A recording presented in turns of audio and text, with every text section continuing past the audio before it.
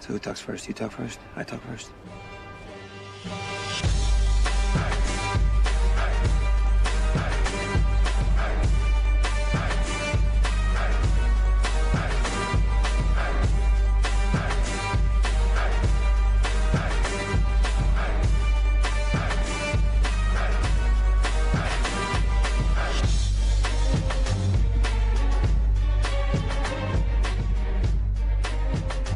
Ladies, gentlemen, grand species of someone at Lucasfilm did not like their grand, so they named a very ugly alien after their grand species. Welcome to Hell of a Pilot episode 41.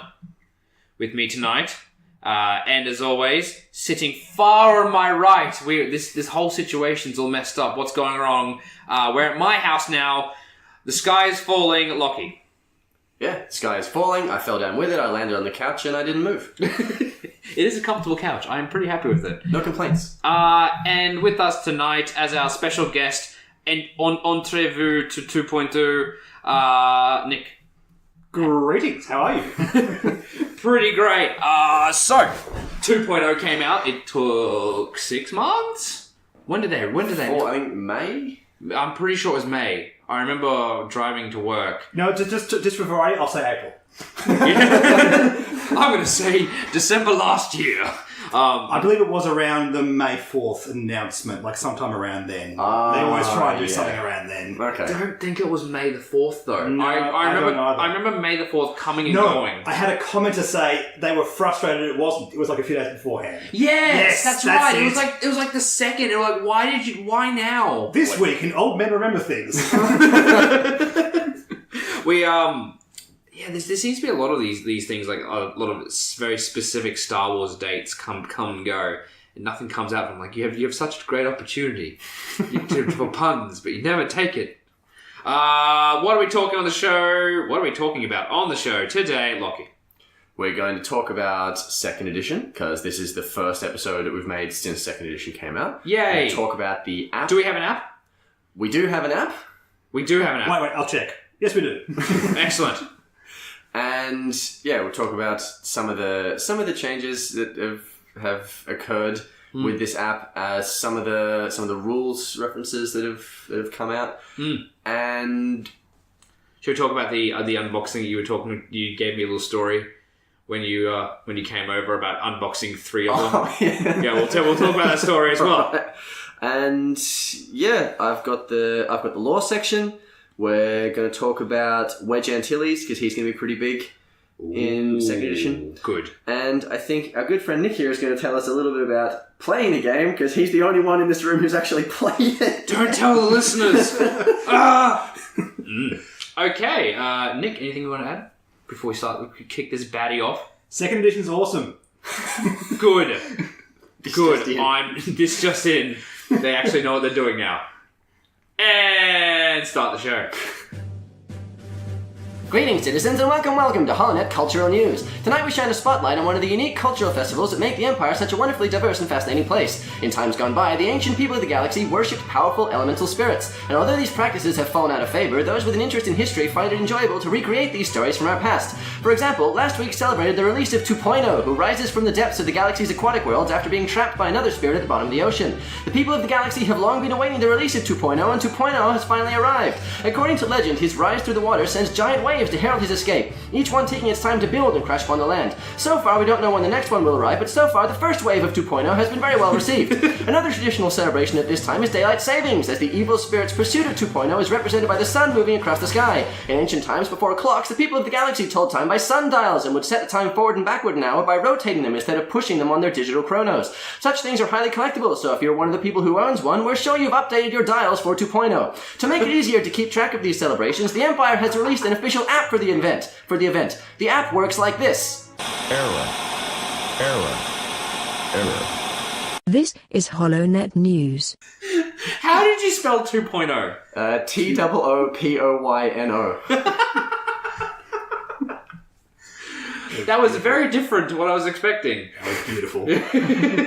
Like, I thought, people are used to me putting a lot of puns in these. Can I take it to the Can I next take level? it further?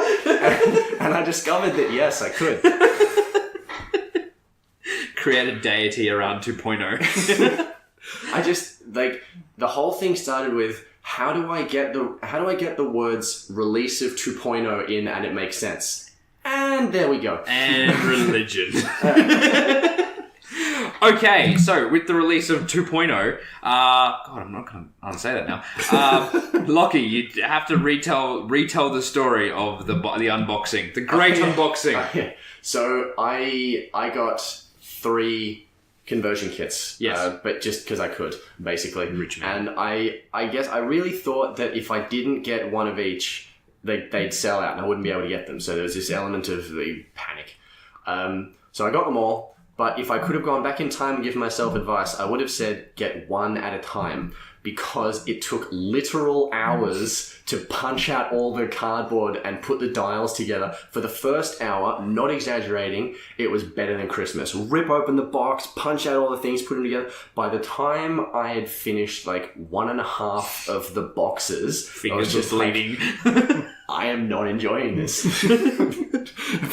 And you should see, the stack, you guys can see, they can't, but the stack of extra cards is this tall. It's glorious. But not only that, I was in the spare room at home with our desks that we call our office, and Maddie was working at home. She's a journalist, so she was doing proper actual grown up work, writing, and I'm sitting there with my toys, being punching cardboard. It made this sort of ting sound every time a bit of cardboard fell in the bin, and she's trying to do actual work, and I'm just making noise, firing cardboard into the bin. But anyway, That's horrible. I know. Nick, what did you end up getting? I just got a Scum kit. Just the Scum kit? Oh, and the Lando Falcon as well. And probably more things now to think about. Okay. It's a bit of a blur now. Yeah, there's a bit of a joke going around with the internet with everyone's getting RSI in their thumbs, which is fantastic. No, I went to a gaming tournament when it opened at General Games in Melbourne.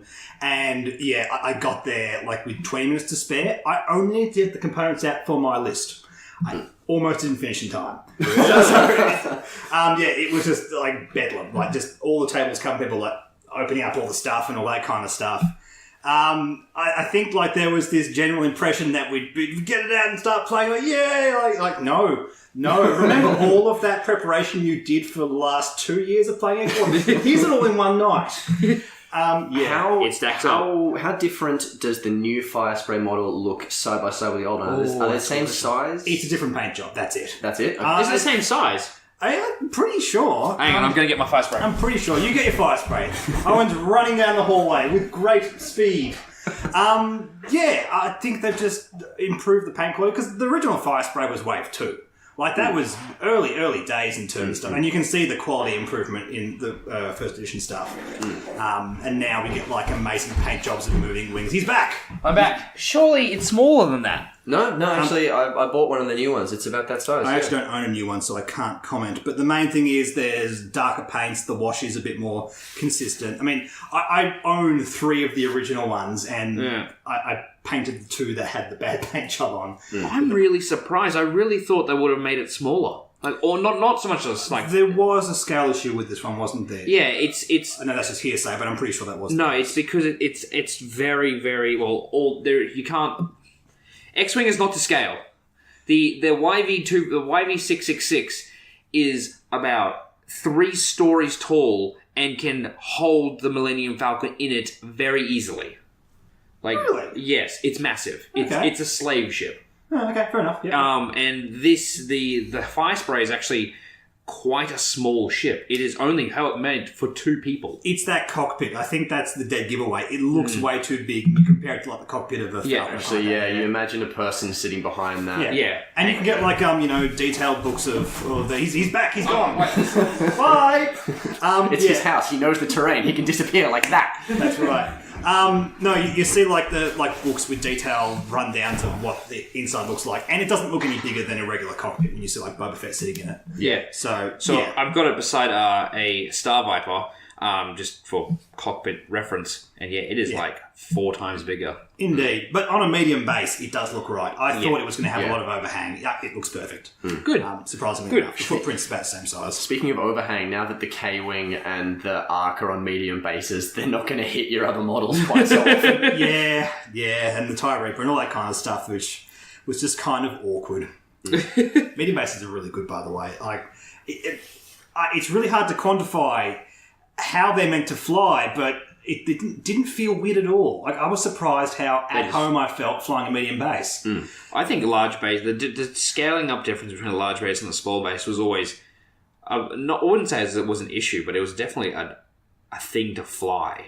Yeah. They weren't the same. They were Trying to not find the same. spots they fit, that kind of stuff. They probably just never anticipated... Well, they couldn't have anticipated exactly what ships they were going to bring into the game in future, because if... I'm sure they would have made a medium base from the beginning if they had known. I think it was Would also... have done a lot of things at the beginning, if they Yeah, I don't know. Don't think they realised that how popular X-Wing was going to be. Like, they just released it, and they're like, okay, here's X-Wing, it's great. They just got the Star Wars license. They're like, oh, this will be fun. Yeah. Whoops, there's $1 million. Yeah. Whoops, we're the biggest miniatures game in the world now? Yeah. Whatever happened to 40k? Psh, doesn't matter, making tiny spaceships. And you can see that in the early design, like Wave 1, 2, 3 especially. It doesn't look like it's really thinking that they're going to be 14 waves.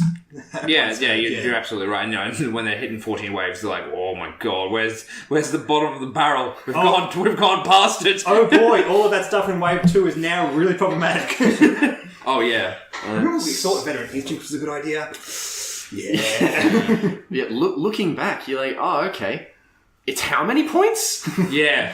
I mean, I remember looking at, was it Biggs that you guys were talking about earlier, when it first came out, and just the way his ability worked was so unique. It was something that completely changed the game, which was, it wasn't that I manipulate dice or I do this. It's like I force the opponent to do something they don't want to do. And it was, I think, for its time, and even up until right until the end, it was a real problem. Yeah, it became more problematic with as more ships came out. I think the correct term for that is parasitic, when something just works completely outside the game's mechanics and just basically forces you to play a different game. It wasn't like countermeasures. No, countermeasures was great. That was game was alright. 3 points for an extra green dice. Great. All right, let's move on to 2.0. Yes. I'm actually pretty happy Countermeasures isn't in the game anymore. I played the Countermeasures where you discard a target lock and get an extra dice. It's a... Is it? Hang on, I'll bring it up on the phone. What's it called now? Countermeasures. Is it 3 points? Is it 6 points? I don't know. Or do I have... I don't... when it worked originally... Hang on, guys. I'm getting the app out. Oh, we'll be here 20 minutes. Oh. All right. Let's go to the card database. Yeah, when You guys keep talking. yeah, when it came out, no one played it. Ever. Because why would they? But when it really hit its stride around the Dangaroo era, where, Dango could go ham right into the center of your entire squad, pop it once. And it's like, oh, it doesn't, you can only use it once. Why would you spend 3 points on that? It's because for that one turn. That's all you needed it for. Because Dango is going to take you out. I have a very painful memory of a list I played against. It was Poe with Black 1 and Dash with Countermeasures and Scavenger Crane. So it was just, I just don't get target locks against you at all, do I? No, you don't get to play. No. Guys, I told a lie. I was thinking of Ablative Plating because the art is the same. Ah, yes. Yeah. Okay, let's just edit that out. I'm a YouTuber who speaks about this stuff and I know everything, I swear. In your medium, you do get to look at the pictures, I suppose. So. We get to sit around on a couch. What else are we going to talk about? All right, let's can we... So the app. Let's talk about the elephant in the room. Lots of... It's been fixed since it came out, so it's now just so much better than it was when it came out. Oh, it's usable now. Yeah, I'm going to soapbox real hard after this, by the way. Okay. I would say it's more of a tablet app than a phone app. I feel like they want it to be bigger, and it's crammed onto the small screen. I won't go on and on about it. I don't like the app particularly, even in its fixed form. I feel like they've spent too much effort making it look good. Aesthetically, it is nice, but in the times that I've used it, most of my time has been spent scrolling to get between things. When I just want to. There's my ship. Touch it. Touch missile. It just not okay. Flick up through all these words. So is your concern with the design of the app around? It's not an elegant design. It looks pretty and it's very nice, but it's bloated. Yeah, it's a little bit cramped on the small screen. I feel like it needs to be bigger. If I had an iPad or something, then probably I'd use it. But on my phone, I don't like to. Okay. Yeah. What's your belief on it? Pretty much the same. Look, I've used yet another squad builder ever since I started playing X-Wing. Yeah. It's smooth, it's clean, the information is there at hand. You just mouse over or on your phone, tap on something, and you get a readout with exactly the card that you just touched or whatever. With the current app, you need to go to a separate screen every time you load up a modification. All that kind of stuff. It is clunky. What I will say in its defense is I love the fact that it has a card browser. I love the fact that you get the full art and the full images. That's really, really good. That's what you can do when you are the company that makes the game. It has all those advantages. And I like that it has the different formats built into it. They can just release a new format through the app. That's fantastic. But purely as a squad builder, I don't rate it over yet another squad builder or Watch Bay or whatever. No, I'm gonna start on this soapbox, and you will not take me down. We don't intend to, mate. Good. Go ahead. I need to talk about this release. They had a lot of time for this app, and I know we had someone come on the show and say, or someone come on one of our comments and say, listen, it takes a lot of time to build an app. I understand that. You shouldn't be releasing an app. They shouldn't have started making that app 4 months ago. They should have just about made that app 12 months ago. Next thing is, you have a huge community out here. It is the biggest miniatures community in the world. There are multiple squad building apps. You said your squad building app is what? Yet another squad building app. Yeah. Isn't that funny? That is called yet another squad building app. The joke is there's so many of them. You have a huge community. You could literally go to any one of those people and just say, pick one that works, obviously. Just go to these guys and say, listen, hey, we'll give you the official art. We'll give you some money. Will you basically put the art on your app? Yeah. That's it. Walk away. You have such a because the people that are following this, there's so many of them. There are some very, very, very skilled, intelligent people who love this game, and they would do it to you for next to nothing. Yeah. And I will say in their defense, I feel like it became constrained by the office hours 9 to 5 of whoever was working at FFG. And in the defense of people who make these fan-based apps, they do it for the love, and they put all the time in the world, and they work in the wee hours of the night. And that's not an excuse, but it's a different sort of culture around it. And I agree. I think reaching out to the community would have been the right thing to do. Speaking of reaching out to the community, I feel like if they had fired up the app the night before it came out, looked at it and gone, oh, that's just not right. If they had released a statement to the community that said, look, it's just not there yet. It's just we need another week. We just need another week. You can have your conversion kits. You can have all your models with the app. We just need another week. People would have been angry, but I feel like that would have been a better situation. Well, they definitely would have caught heat for that. But did they not catch? They caught so much more for releasing what they released. You're releasing 2.0 as your flagship. We are drop version 1, burn it. It doesn't exist to us anymore. We do not care about it. And you bring in a whole huge a new market to the game, because that's what they've been trying to do. Hey, I've been wanting to get into X-Wing for so long, but there's so many ways I don't know what to do. X-Wing 2.0. By the way, X-Wing 2.0, you start from the ground up just like everyone else. Okay, fantastic. I'll do that then.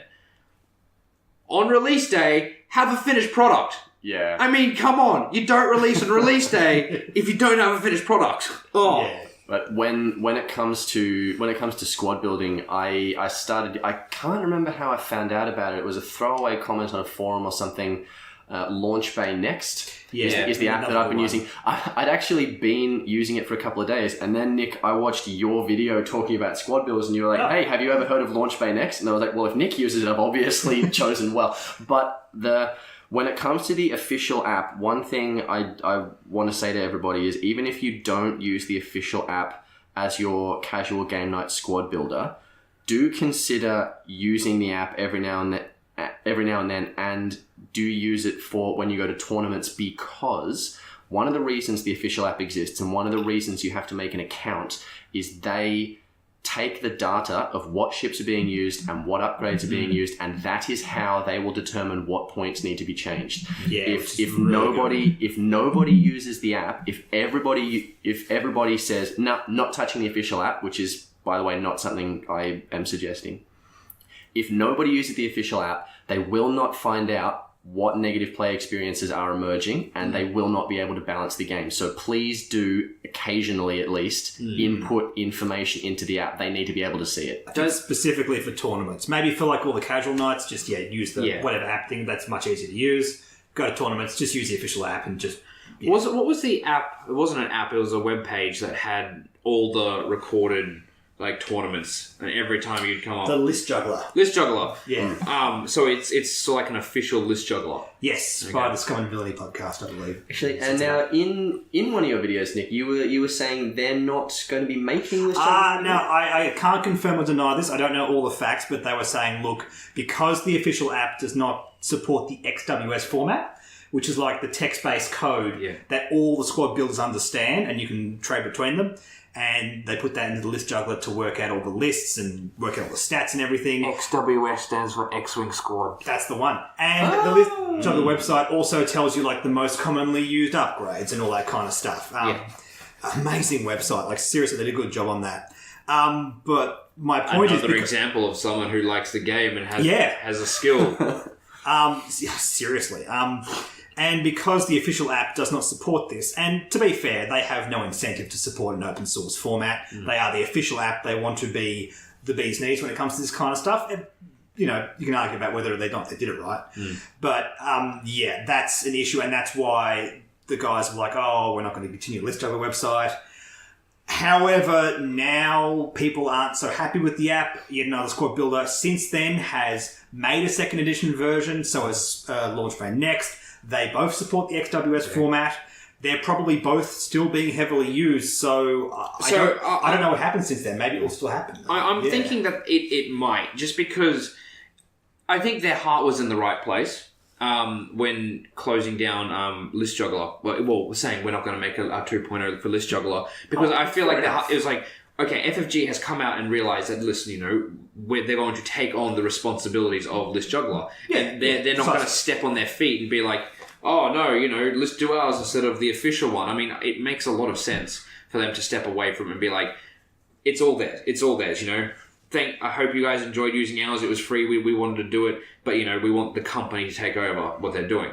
But as you said, if people are not using their app because it's not great, and if people are using all these other ones, then I think it's perfectly fair for List Juggler to come back on the scene and say, okay, well, we'll sort this out until they get their stuff sorted out. Yeah, and it's easy enough to do both. You just look at the stats from a tournament, make the lists, and chuck them into the website. It's actually pretty much what they're already doing anyway in version 1. They didn't get people to submit their own list. They just looked at the tournament results, booted up yet another squad builder, and chucked him in there. Yeah. There's no reason why you can't still do that. So, yeah. All right. So, speaking of list building, Nick, have you found it a challenge at all building a squad? Because I kind of have. I feel like them gutting the game somewhat, taking out all the extraneous stuff and leaving us with only few options. That is good in so many ways. Yes. But I've been looking and thinking, man, what do I choose? There's so much less obvious combos now. Yeah, that's the main thing. So far, I've just been flying fire sprays. I used to love Fearlessness on Boba Fett in version 1. It's not really working in version 2. The Fearless has changed and it works in the front arc, blah, blah, blah, all that kind of stuff. I feel just very much from my own list building that I'm just going for good stuff. And that's not a bad thing. I think, synergy versus just pure value is a conversation you should always have when list building. Having said that, I read a lot of people's lists because of my YouTube channel, and people are finding really cool, fun stuff. Like 000 on Lando, because 000 can stress guys at range 1, then Lando can shoot them with an extra dice. There are these combos emerging. They do still exist. They're not going to be dumb and broken like they used to be. We're not going to get Manaru Dengar again, thank God. And wait. I mean, they still exist, but they don't work yet. All the stuff that made those things problematic don't exist. And I think everything just feels fair. And I like an environment where you're just flying with something that you feel good flying and you have practice with. That's not a terrible environment to be in. Yeah, that's exactly right. Like, I'm reminded of what one of our listener, Brian Collar, sent us the other week. He's looking forward to flying just the ships that he likes because he likes them. And I'm doing the same thing when I write the lists. I think, okay, I'll put this chassis and this chassis and this chassis. But then when I come to choosing what to put on there, I'm finding I don't really know exactly what. I sort of agonize about it. I'm like, do I put outmaneuver on there? I mean, it's a good APT, but talents are no longer required. Exactly. I'm finding that's so interesting. Yeah. You take out push and VI, of course, they're no longer required, but still, it's like you have ships with a talent slot. Like, I was so excited. Even Azamine finally has talents. I didn't put one on him. Yeah. It's bizarre. I've been putting T65s in lists, leaving the talent slot empty and putting proton torpedoes on them, which in first edition unheard of. Yeah. But yeah, it's the way to go. Yeah, all the talents are now good because there's not just 2 talents that everyone takes now. Exactly. Like, I've seen lists with Sunterfell with marksmanship on him. And it's legit. That would go well with his ability. It's legit. I'm so surprised. And I love that. I love that. Yeah. I'm fascinated in a morbid way to fly against my first swarm, because they'll I'm assuming I'll fly against a crackshot swarm at some point, but now that that's bullseye only, it'll be a slightly different experience. Yeah, you'll only cop half of them at once, right? Rather than all the crack shots in one. Yeah, for sure. But I just want to talk about the E-wing briefly, because I'm very excited about that, because I would never, you could not have paid me genuine human money to fly a generic E-wing in first edition. Yeah. But for second edition, I'm very excited for them, because I was complaining pretty often in first edition that the Rebels needed something similar, not necessarily equal to, but something similar to the Defender. We needed a ship with 3 agility that wasn't the A-Wing. 3 reds and 3 greens. That was what I wanted. The E-Wing had it, but they were too expensive. In second edition, I'm looking at lists with multiple E-Wings with the R3 astromech that allows you to have multiple target locks. Yeah. First turn, get a target lock beyond range 3. On the first turn, your E-Wing has 2 enemy ships locked. Oh, that's good. And, one of them can hide from you, maybe 2 of them can't. But something that I had not heard of until I'd watched one of Nick's videos was a way to potentially abuse composure with the E-Wing. But that's been I might have started arguments with that one. we love arguments. Argue. Here's the thing. It never was technically a problem. There was a bit of, not inconsistencies, the rules reference wasn't entirely clear. And to FFG's credit, I'm not saying they missed a trick and they missed something obvious. They missed something that was very niche. I happened to be talking to one of my mates who was list building and said, hey, composure can do some pretty busted things on the E-Wing. I'm like, no, it can't. Oh, wait. Yes, it can. This is a problem. So if you're listening and you missed this one, the composure was a talent that was only revealed really, really late. It comes only in Lando's Falcon. Yeah. So composure is a talent that reads, after you fail an action, if you have no green tokens, you may perform a focus action. So that was getting... Well, the game hadn't come out yet, but that was getting abused in theory by E-Wings that are not allowed to target lock. They're not allowed to attack at target lock, at range 1. So people were going, I'll just say when you're at range 1 that I'm going for a target lock. Oh, whoops, my mistake. I thought you were further away. And then get a free get a free focus. Because they can link things off, boost and like they can go boost focus, like Exactly. range and range 1. Now, the upshot of that is no, you cannot intentionally fail target locks. When you go to measure for a target lock, you must choose something if you can. 99.99999% of all times you will have a target, so you won't get to be able to Seismic use charge. All the rocks off the board. That's it. Then you can do it. That's it. You would literally have to warp the entire game in such a way that's not worth the payoff. Yeah. So that's the whole thing. But what's come out now in a rules reference, though, is if you declare that you are performing the lock action, even if you can't lock an opponent's ship, you can lock something. So if you try They've made it sneaky- clearer. They've Yeah. made it clearer. Yeah. So if you try this sneaky composure trick to get a free focus with your E-Wing because you've got an opponent at range 1, they're just going to look at you and be like, well, as your punishment for being a smartass, you receive a stress token to lock an asteroid that's behind you. Enjoy. However, the E-Wing can lock anything beyond range 1, so they can lock any other ship. Well, so, yeah, so they're fine. But the other issue with Composure was being able to boost or barrel roll intentionally to get a focus as a linked action. So again, you could barrel roll and boost. My main concern was it with Inceptors and Sunterfell in particular, where you could say sidle up to a rock, take a focus. No, you would take an evade. Yeah, take an evade. Then you link a barrel roll. Oops, there's a rock there. Get a focus, and then you essentially push the limit, which really annoys me. And the way they got around that, and I was vehemently against this notion, in the rules reference it used to say, if you fail a red action, you don't get a stress. They've gone 180 on that, and I'm so happy, because if it wasn't Composure, it was going to be something else. Not getting a stress for attempting a red action, but failing, something was going to happen there. Oh yeah, no, that made no sense. The idea that you could for free just try out a red action. Yeah, no. It goes against the whole ethos. Like, you can't check targets and intentionally miss something. You can't intentionally barrel roll or boost. You have to. You don't get free information anymore. They're cutting down free information. As you said, it doesn't work. So tell me, just Composure is kind of fascinating me in the sense that I'm looking at it and I'm thinking, I think it's good. Simply, I think Composure is good, but I wonder if it's going to fall into that category of things that are good, but probably don't get played as often as other things because there's better things. It won't see meta play because it's designed for beginners. Pure and simple. That's where it's at. All right. A good player who's played lots of games will know when they can boost or can barrel roll. They'll know where their target locks are going to hit. Yeah. You just get used to eyeballing it. It's part of going to tournaments and that kind of stuff. Composure is a card designed for new players. I think that's a good thing. Like Luke, like other things like that, they're designed to make the game simple but not break anything. That can be adjusted later on if they do break something.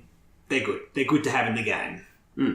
That's it. Sort of makes me think of Agile Gunner as well. Like I think if you put that on like a small base ship or something with a maybe a lower initiative, you sort of find I'm thinking that if somebody snuck in behind you, then in the end phase you could rotate your turret arc around so you wouldn't be getting pursued without being able to actually deal any damage back out. I will actually say, in contrast, that I think Agile Gunner might actually be like a really legit card. Yeah. Because of the action economy.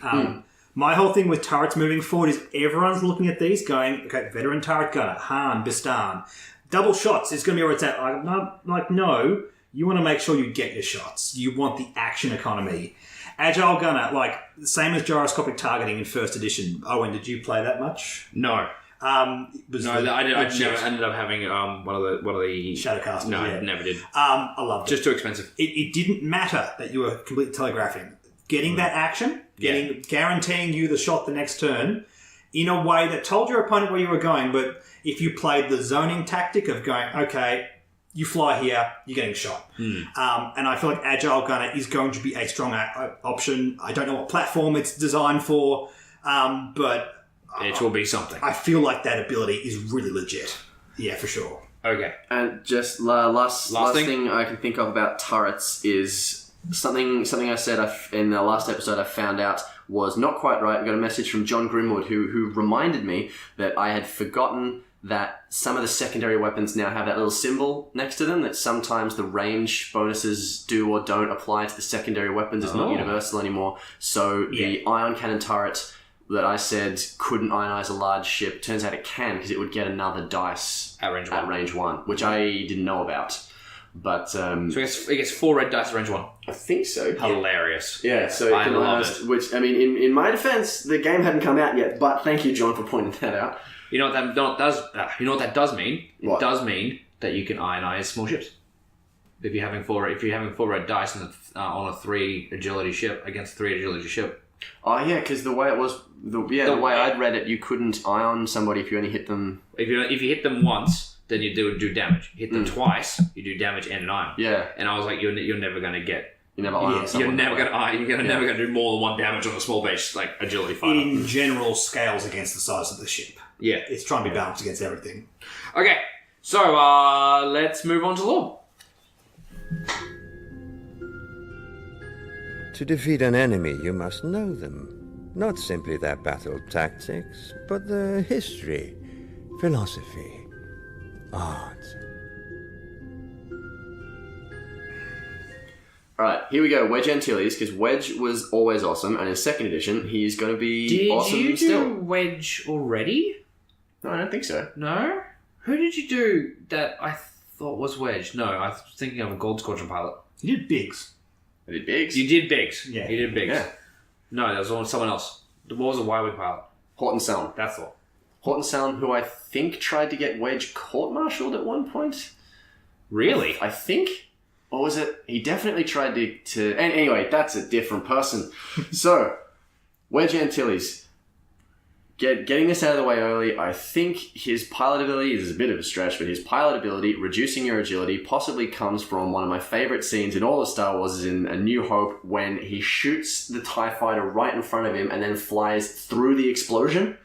Awesome. Which is awesome. Like, if Wedge can see you, you will blow up. That's how I imagine things, because he is quite the ace pilot. Also, the actor who plays him, Dennis Lawson, is Ewan McGregor's uncle. Yes. So really? When, Obi-Wan Kenobi was a little kid, he's in a cinema in Scotland being like, why is Uncle Dennis flying a spaceship? But anyway. So, born in 21 before the Battle of Yavin, so he's, just to give you an idea, he's about 2 years older than Luke. He's a Corellian, same as Han. Like I think I've mentioned before, there's some worlds that are primarily human. Like most humans will come from a smattering of worlds, one of which is Corellia. So his parents owned the fuel depot on Gus Traitor Inner System Market Station. So Gus Traitor was a moon of Corellia. They were all named Gus something. So this is a space station that's like a market. The space station was made out of a wrecked pirate cruiser that Cool. people just towed into the moon's orbit so it couldn't float away, and then built a market out of it. So it's orbiting the moon. Yeah, so this That's like, hilarious. imagine like a giant wrecked spaceship that's floating around a moon, and you can like park there and buy like parts and. I'm just thinking of someone like showing up just outside the moon and be like, where's the market? It was just here a minute ago. Oh wait, here it comes.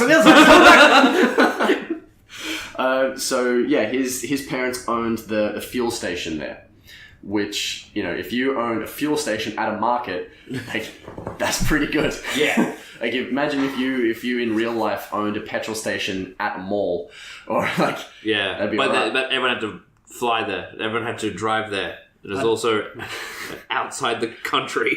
I don't mean to ruin your flow, but I'm having flashbacks from the Robot Chicken episode where Luke finds a petrol station in the middle of space, and then he parks his X-Wing there to fill it up, and then what's that creature called? The Wampa. The Wampa turns up on the other side. Anyway, I'm sorry. oh Continue. no, that's all right. So Little do we know that is actually going to be a main plot point for the rest of the Star Wars industry now. That fuels the thing in Star Wars. yeah, one-armed wampas at every petrol station does. Yeah. That's it. So It's the plot of Solo. So Wedge got his education partly in space and partly on the planet. He was educated on a farm on the planet's surface and lived part-time there, part-time on the station. He flew tugs and shuttles, both on the farm and in space, and he learned mechanical skills and maintenance in both places. Because, rural agriculture, you got to take care of your own machinery and you got to be able to transport stuff.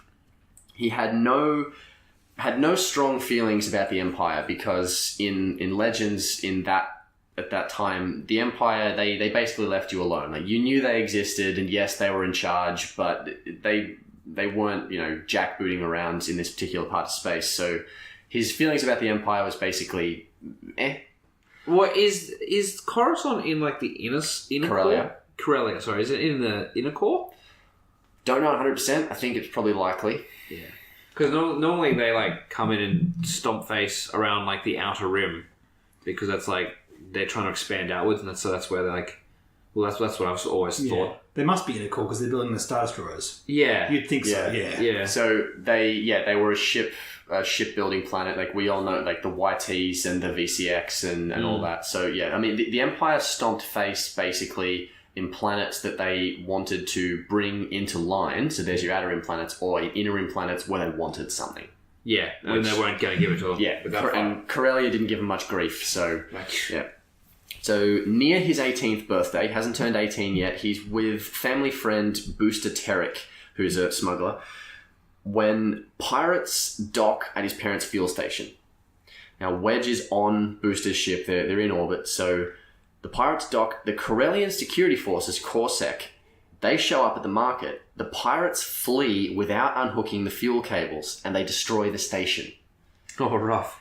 Yeah, and Wedge witnesses that, and, seeing your parents blow up, I imagine it sucks a bit. So Booster uses his smuggling contacts. He talks to a few people and finds out who the pirates were and who the leader was. When Wedge finds out, he hunts them down like law-abiding citizen.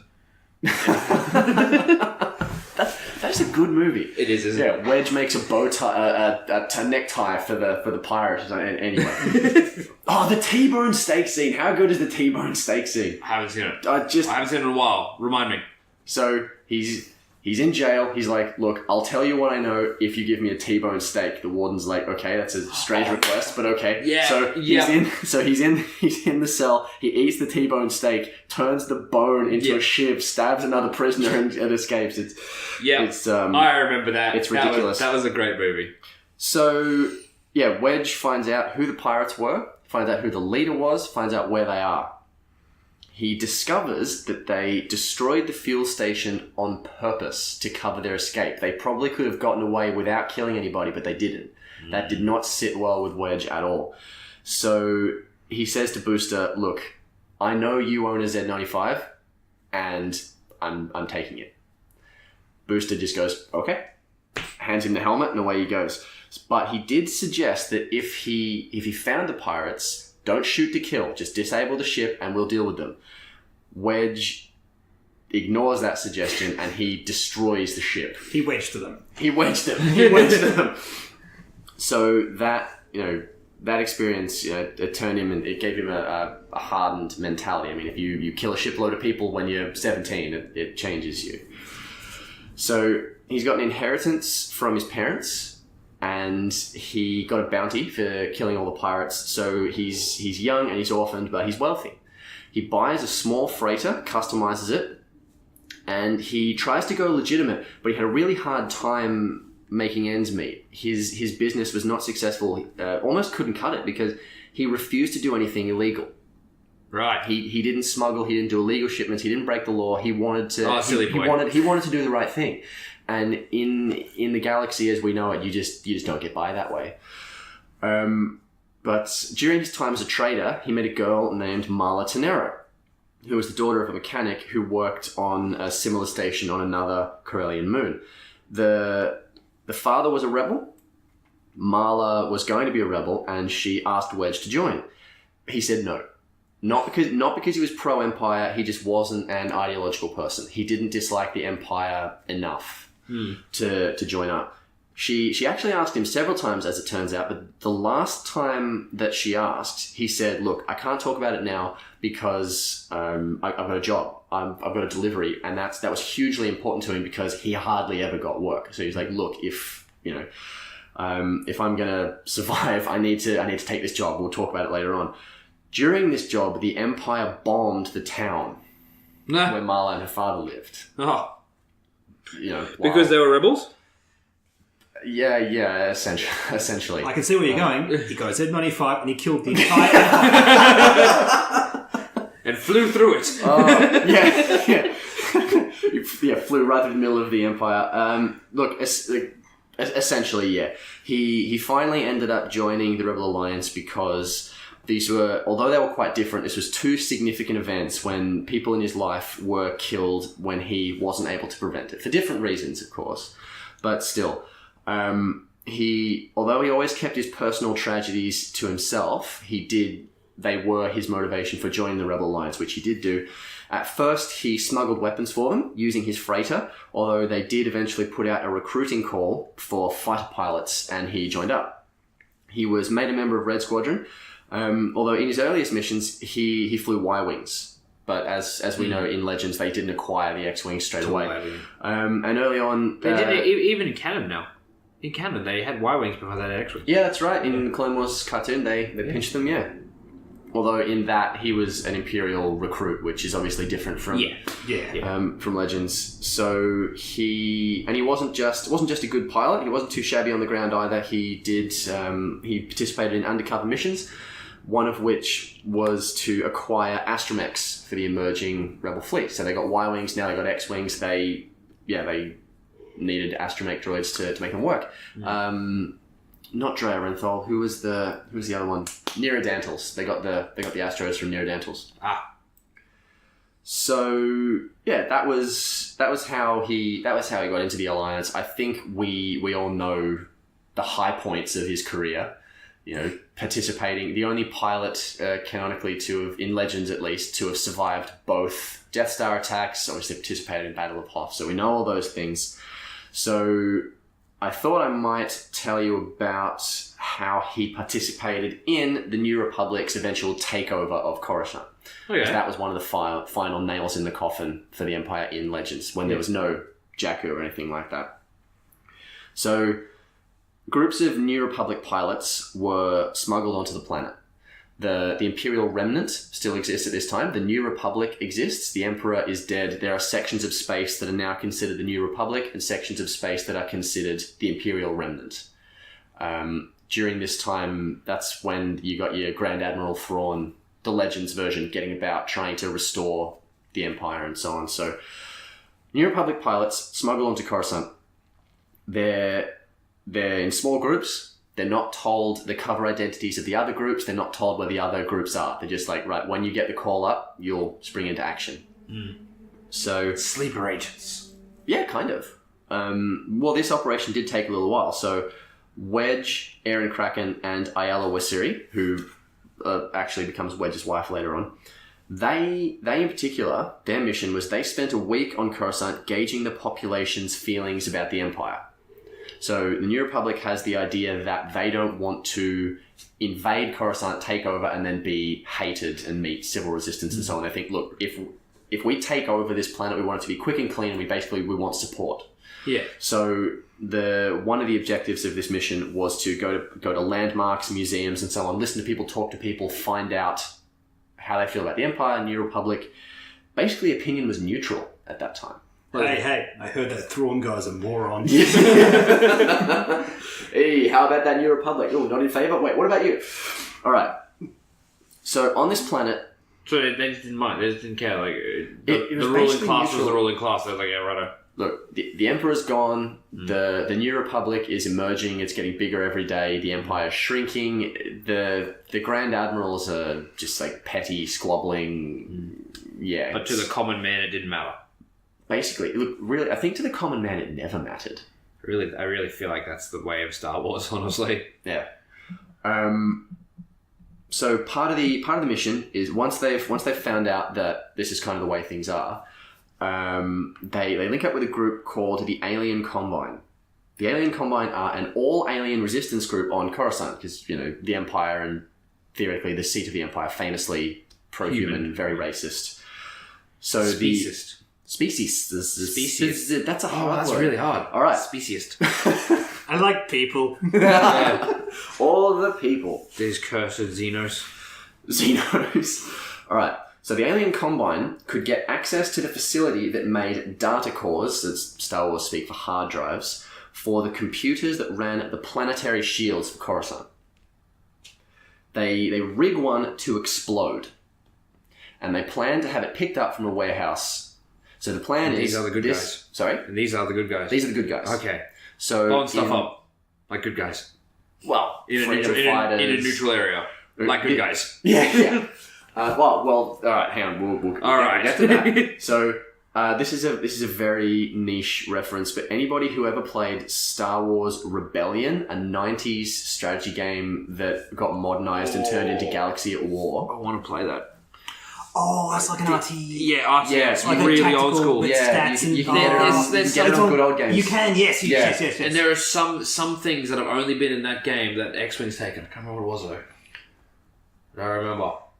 Right in, listeners. Yeah, Alright. but okay, so in this game, one of the things you can do to defend your planet is build planetary shields. And I know from playing that game, trying to invade a planet that has planetary shields sucks. So Coruscant has one, is what I'm Cool. saying. Yeah. So it's going to be borderline impossible to shell this planet, and even if they could, they don't want to shell a planet from orbit. That was the whole plot of the start of The Empire Strikes Back, because they didn't take them by surprise. They got the shields up, and that's why they had to drop the walkers on. Yeah, top. yeah, exactly. What a much more relevant reference to make than my one. But yeah, so think about what Nick said.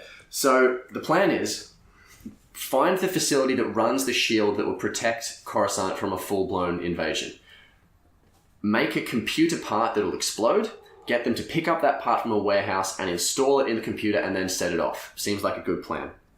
So they arrange this meeting to have it picked up from a warehouse, but they're ambushed by stormtroopers. Like, it's hard to sneak around in the seat of the Empire.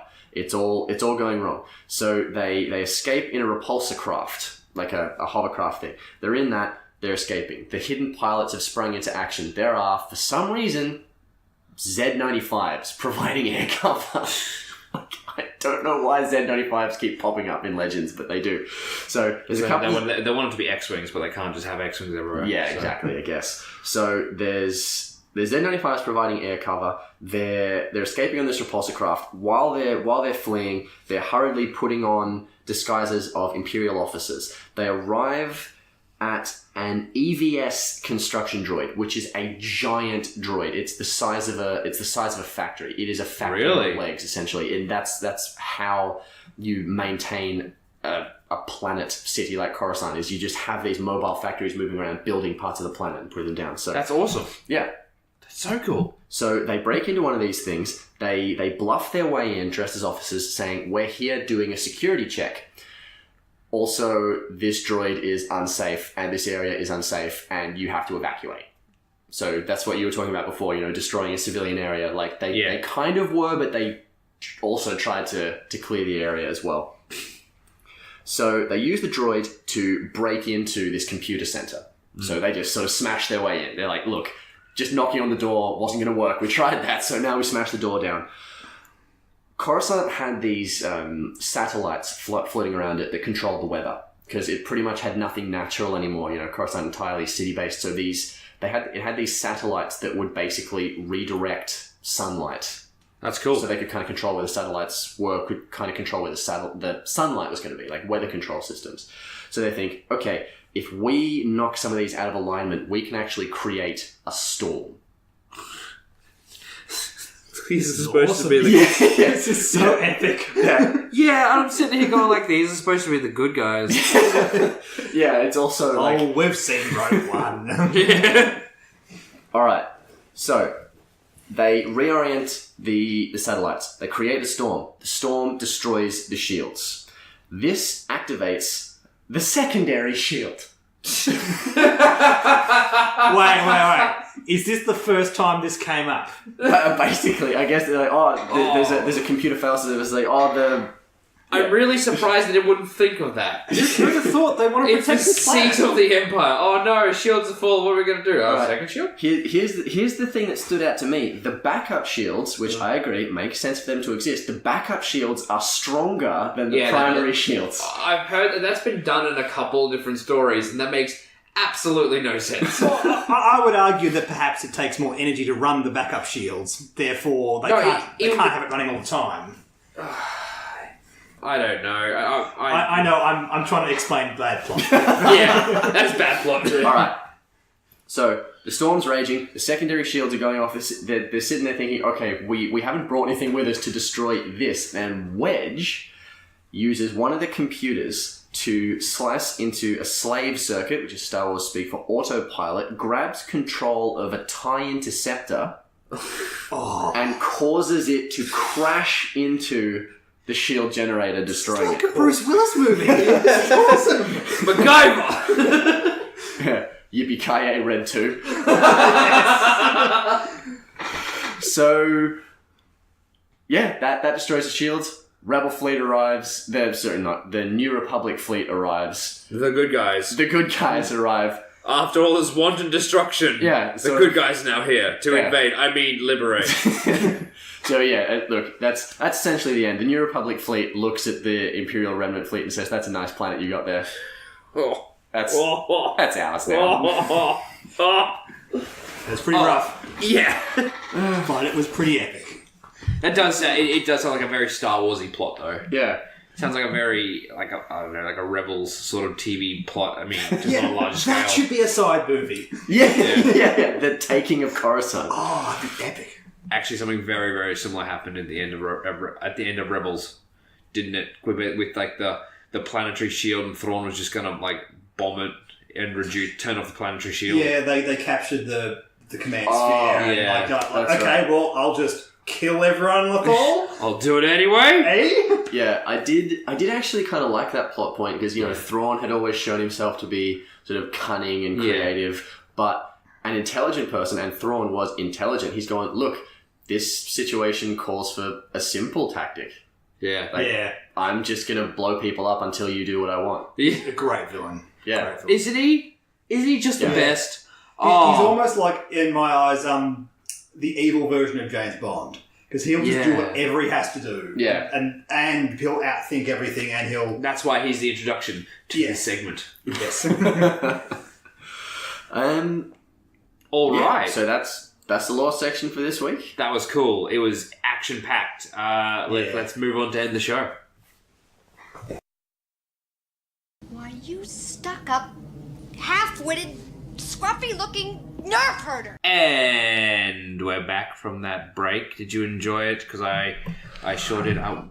I think it's about 2 seconds long. Fantastic. As we like to do at the end of the night at Mike's house or at our house, at my house.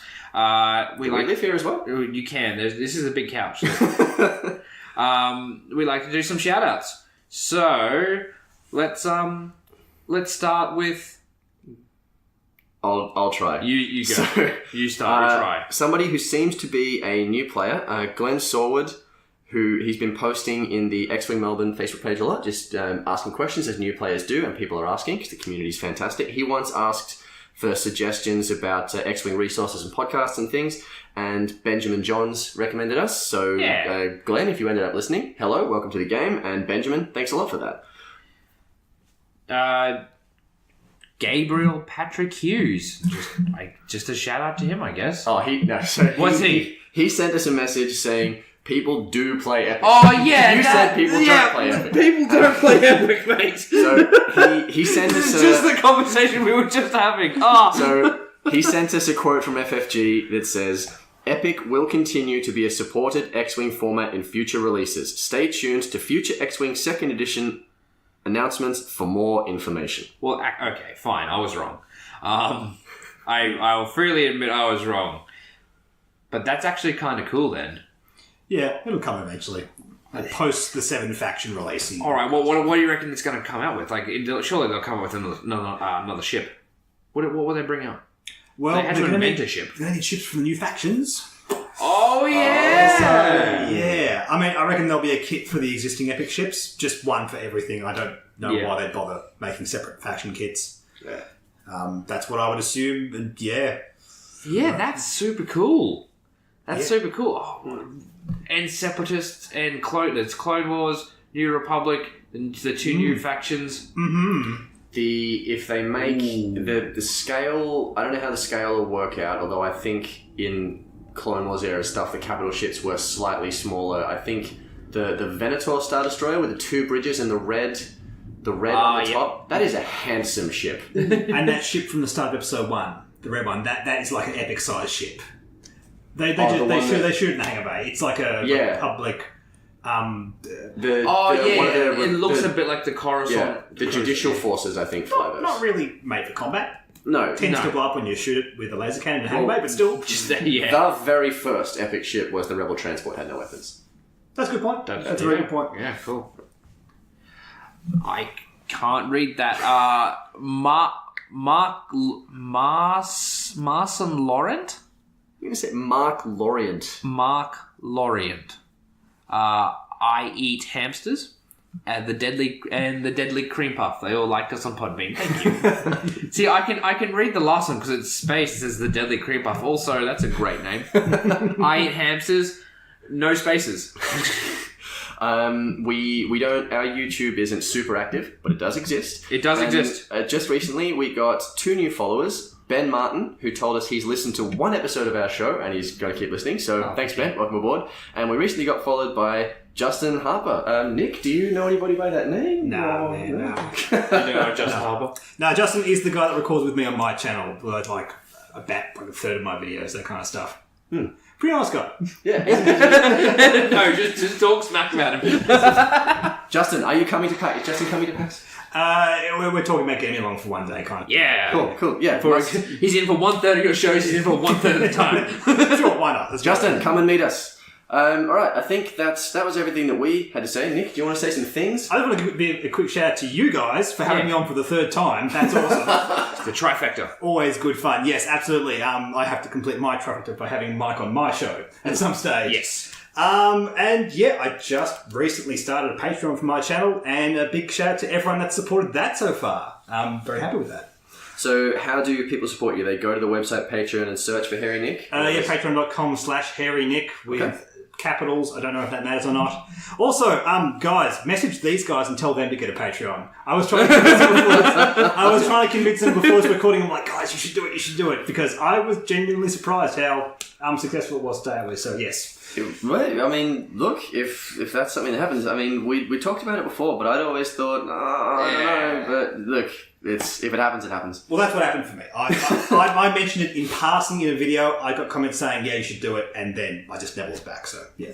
All right, that brings us to the end tonight. Thank you, everyone, for listening. Thank you, Nick, for coming on. Thank you. I hope you enjoyed. Well, I was just thinking, I actually just want to play some 2nd edition before recording the next episode. That is true. We will get right on that. Hope you enjoyed. Oh, we also recorded the next episode of Blitz in Space with Nick. He's in it. Huzzah! Hi. You'll hear his voice now, and then you'll hear his voice when I finish editing it, which is gonna be a while. So enjoy that. Thank you everyone for listening, and good night.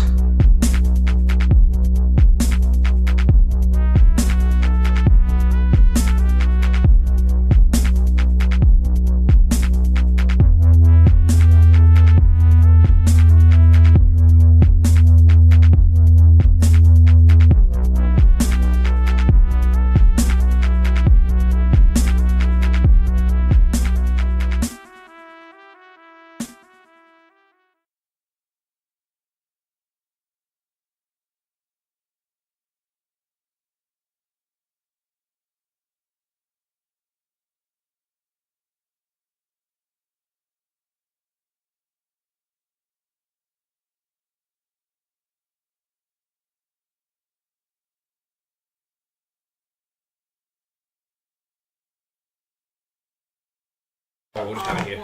Well, everybody say something from roughly where you're going to sit, and we'll hear what the room sounds like. No. Hello. Yeah, but I only Hello. This is my seductive voice. It sounds like your normal voice. I'm always seductive. You've learned my secret.